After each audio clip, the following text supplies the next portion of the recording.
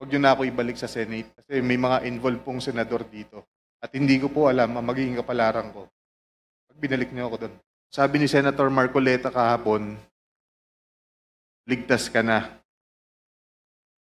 Hindi po ito totoo. Si Senator Jinggoy Ejercito Estrada, Senator Joel Villanueva, Yusek Robert Bernardo, at D. Alcantara.